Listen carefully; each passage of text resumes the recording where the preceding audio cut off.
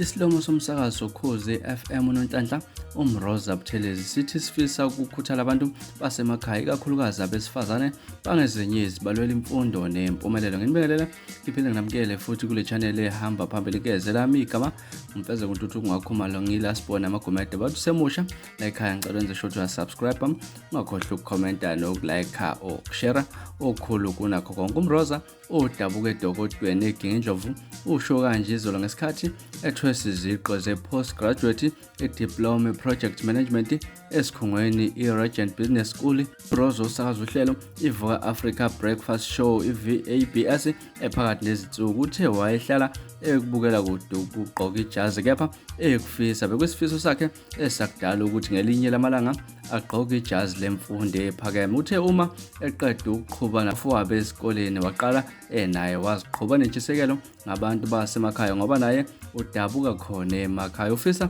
bazi ukuthi izinto ziyenzeka umuzi misela. Kuchaza laphana uMroza uthe izimfundo zakhe zihambisana nothanda nalo nokuthuthukisa umphakathi. Ubonga umphathi wesiteshi soKhozi FM uSibongi Ngcobo laphana owambona ukuthi unothando lokuthuthukisa abantu wabe semgqugquzela. uMroza uthi ngumphathi wamfaka ohleleni lokuqala intaba ikrima njalo ukuze kuvela imali yokuxhasa abantu basemakhaya abantu la ikakhulukazi amantombazana asemancanyana agcina asaba ukuya esikoleni uma efica isikhathi senyanga. uMroza uthi abantu basemakhaya kufanele bavuke bazithathe bangasabi ukuziveza ukuthi basuka ezindaweni zasemakhaya ukuze kugqugquzeleke nabanye.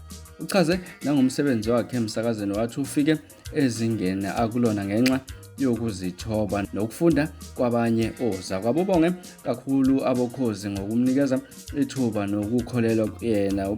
Uyabuza yena kakhulu uma laphana into angayazi abuze kozakwabo. Chaze nokuthi ukaye nakulaba abasophikweni labezindaba abuza izinto ukuthi zibekwa kanjani. Uveze nokuthi usengene kwezolimo kanti lokhu ukufunde kwabanye abalimi abasemkantsho ubomvu khona manjalo sebebuyile emsakazweni obabheka umthetho nomandla amagazo kade bamisile nabesebenzisana noMroza ohlelweni lasekuseni. Kanza kwethu izona ndaba ezithinta lapha uMroza ogqugquzela abantu besifazane nabantu abasha lapha ukuthi baqhubeke bafunde njalo ngoba imfundo ibalulekile. Imfundo isona isikhiye sempilo. Kanza kwethu bekulona udaba olahamba phambili namhlanje kwesenkezi. Ungakhohlwa ukusubscribe ukulike kanjalo futhi nokushare. Nibe nosuku olumnandi ngithanda kakhulu.